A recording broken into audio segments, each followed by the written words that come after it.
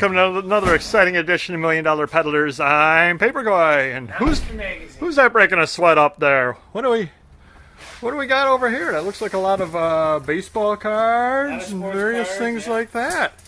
Wow. Let me take a run over to the Paperboy Mobile and see what we have. Oh my goodness gracious, where did all this stuff come from?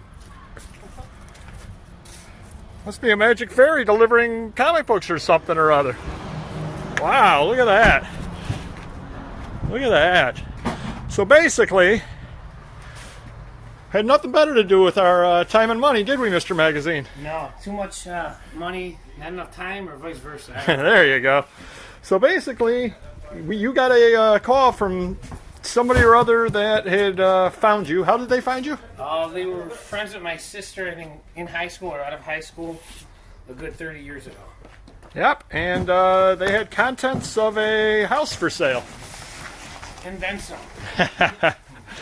And this is one of these great things. We're going to take a quick run around and show you everything over here. We got another one of these Penske's. We've got the Mr. Magazine Mobile. We've got the Paperboy Mobile. We've got Help. We've got Dollies. We've got Bubble Wrap. We got everything under the sun. Oh, hold on, don't forget my favorite box. Oh, yeah, Bankers. Yep.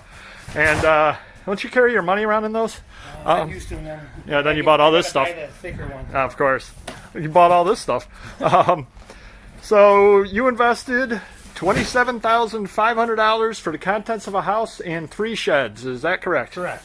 Yep. And one thing that'll help everybody out there if you get into a deal like this, how many times have you been out here before today? This would be my third trip. Third trip. So first trip you took a look, then you kind of worked the deal out. Yep. And then you kind of came and took a few things already. Bubble wrap.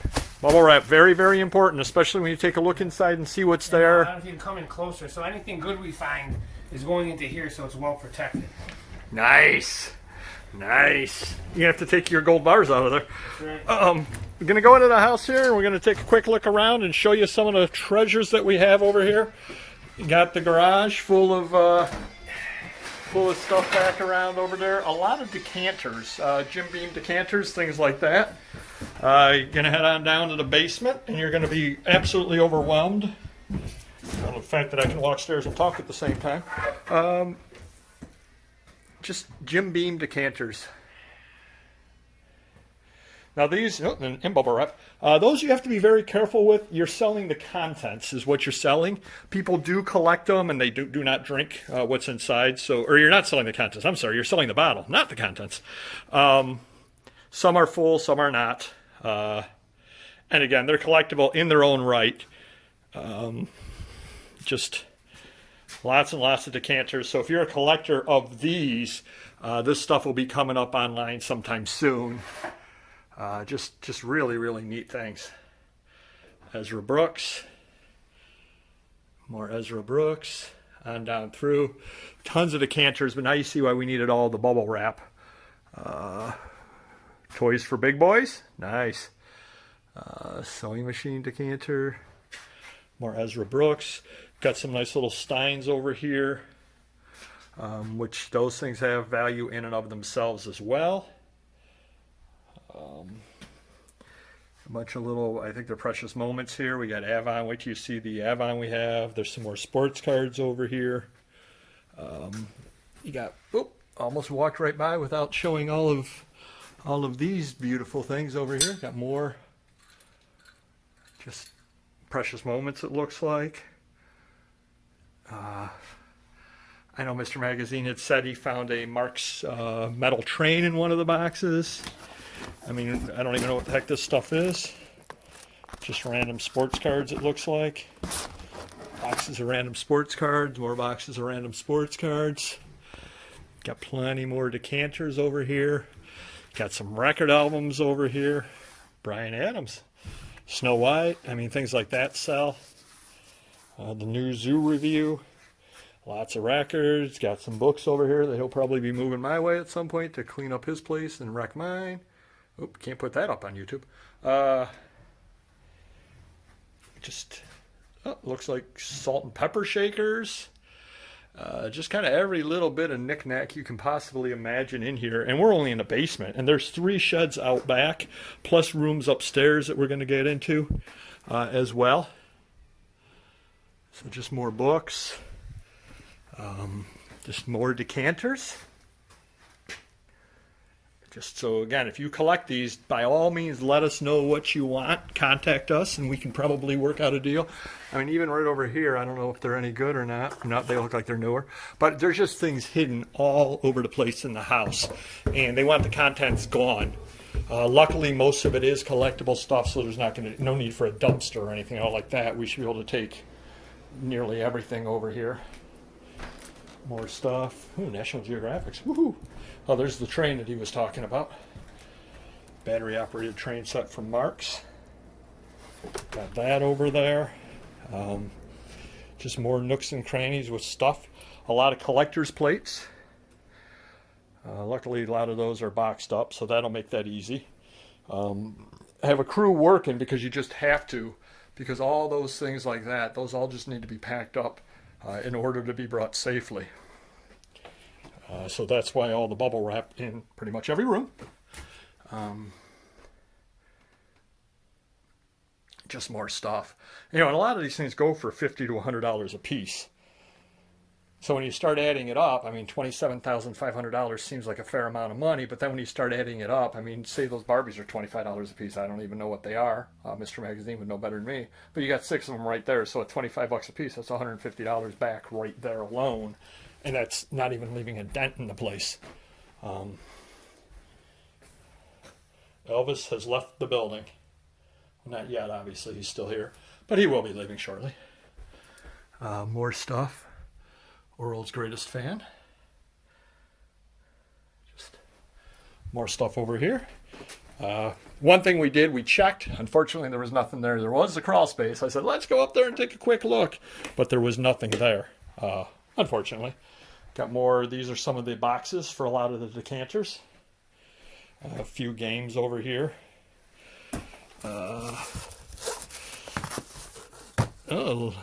Paperback books.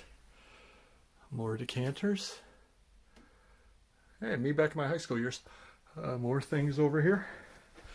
Just thing after thing after thing. And now we're going to kind of... We saw that room already. I'm getting all lost here. Now we're going to take a quick walk out back. And we're going to take a quick look here at the sheds. And you're just going to be absolutely overwhelmed with the amount of stuff out in these sheds. It's just amazing. Making a little more progress in here. More stuff in here, just everywhere. More bubble wrap. Just a crazy amount of stuff. Now we're going to take a run in the backyard. Got the Penske all set to go. Got that all loaded up. The Paperboy Mobile is still loaded up. It's wonderful, wonderful stuff. Now we head on out back. We've already got stuff. Oh, there he is. There's the star of the show. Do you know they're paperback books in that one room? They're halfway decent, they look like. Yeah, a couple of them do. Yeah, right, exactly. And now we're heading on in here. We'll just grab the... I'll take what's behind door number 2. So this is going to be tedious and time consuming. Just a lot. And these are actually pretty cool. I think they're Avon. Or Avon, I guess you say it Avon. I think it's everybody up around this way screwed up because we have a town near us called Avon, so we just automatically say Avon for stuff. Kind of a little bit dark over here, but you can get a general idea as I'm walking down the aisleway. It smells like a French library. You got even more stuff over here. And how would you know what a French library smells like? Oh, yeah, this is wonderful video over here. It's so dark. No lights. I don't think there's any lights in this place. But again, that was all Avon over there. Looks like there's a thing over here, Hot Wheels thing over here. That's one of the 3. Now we'll look behind door number 3. See what we find in over here. Just box after box after box of cards. Hoffman, which I've never heard of before, original, WGA, just more and more stuff. Death Trap over here, wonderful. A lot more cards back up over here. More cards, unopened boxes, all that kind of stuff. Just stuff after stuff after stuff after stuff. I know one of them had a bunch of BB guns in it and all that kind of thing. Every kid wants a Red Ryder, as I remember. Oh, there we go. Vicky Vale. There's lots and lots of stuff around. Oh, there you go. Baseball cards just sitting on top of stuff. And now we're off into the last one, door number 1.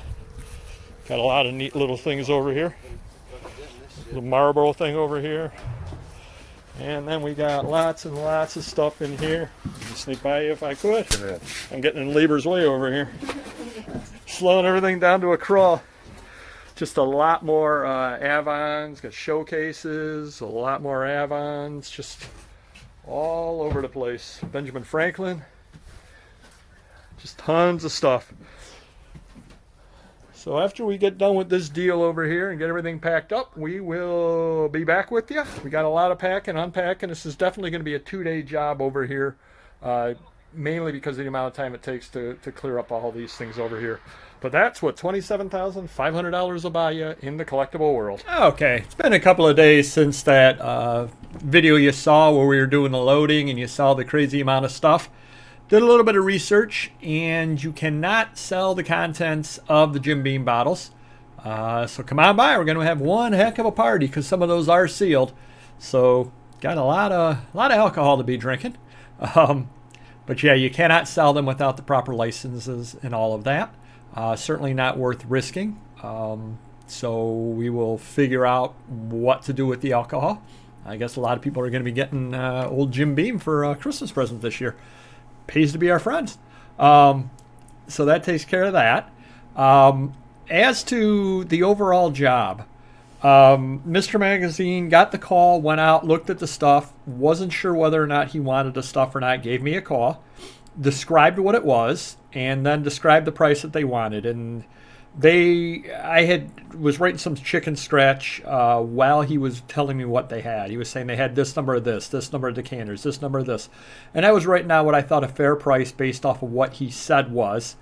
And I wrote anywhere from $30,000 to $40,000 would be a fair price. He said, well, they said they want $38,000 because they got an offer for that on there. And I said, it's in the ballpark. Now, he thought it was a little bit high, but I said, nah, and we kind of broke down the numbers.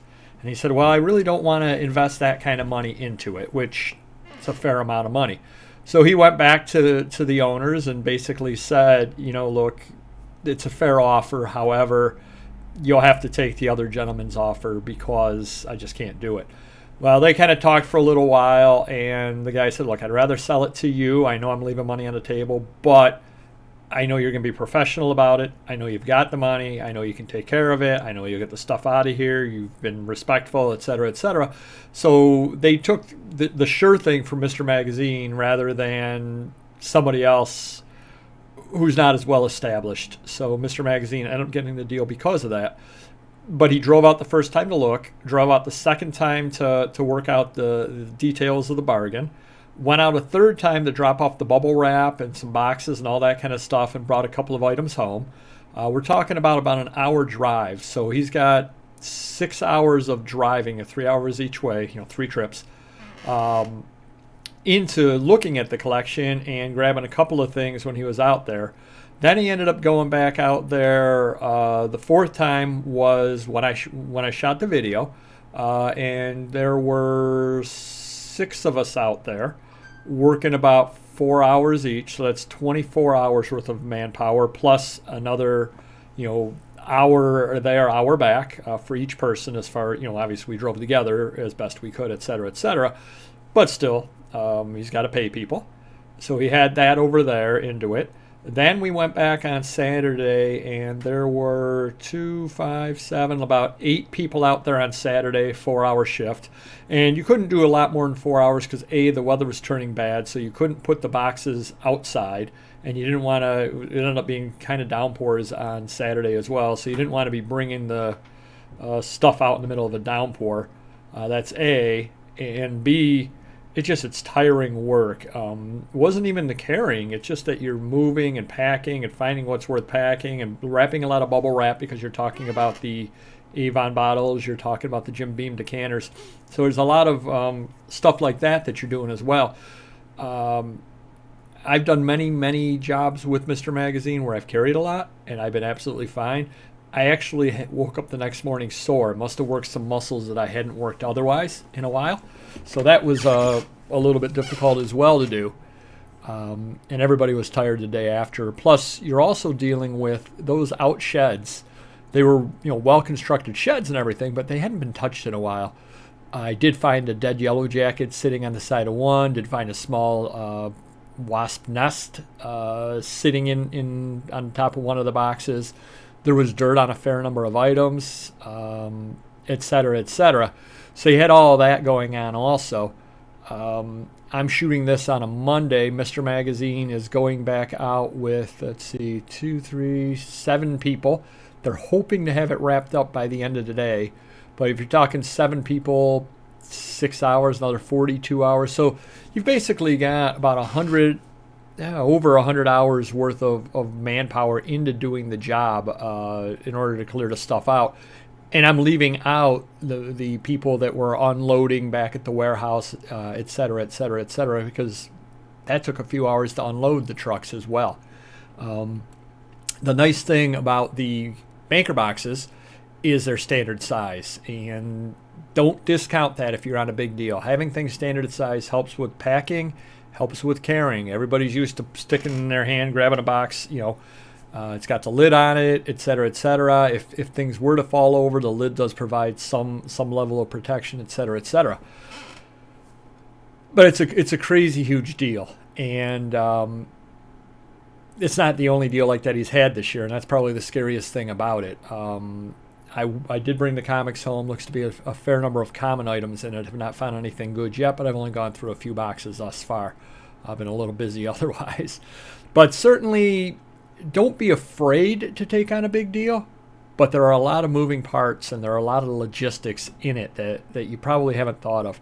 By all means, reach out to us. We're easy to be found, and ask us. If you're into a big deal, ask us and we'll help you. We've kind of done it every which way. We've hired truckers. We've got a crew that'll help us, et cetera, et cetera. Just a lot of different ways you can go about it. Various ways you can have things sent to you. We've had things sent to us on pallets, et cetera, et cetera. So don't be afraid of a big deal if it's a good deal. And this is definitely going to end up being a long-term good deal for Mr. Magazine, even though it's stuff that's way outside of what he normally deals in. It's going to take some learning. There's definitely a learning curve on how to pack the decanters so they don't get damaged. I mean, we've sold them throughout the years here and there, but certainly not the volume that we have here.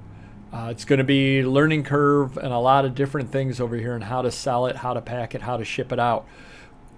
The sports cards he's going to be listing right away because those are quick, easy lists and the market is hot. The decanters, he's probably going to wait till after Christmas time to get those listed because we just don't expect a lot of sales on those. And it will also take away from the people who are listing Star Wars and other things that will sell a lot better for Christmas. He's picked up a few collections of Christmas ornaments. He's getting those listed immediately, obviously, et cetera, et cetera. But do reach out to us if you do have an opportunity to get a great deal. We'll kind of walk you through some things to watch out for, some ways to do it. And if it's a really good deal or a really big deal beyond what you can handle, we certainly do pay finder's fees as well. So by all means, reach out to us with any large deals that you may have come across. We either give you some tips on how to handle it yourself, or if you want to pass it along to us, we're always listening and always buying. Till next video. Bye-bye.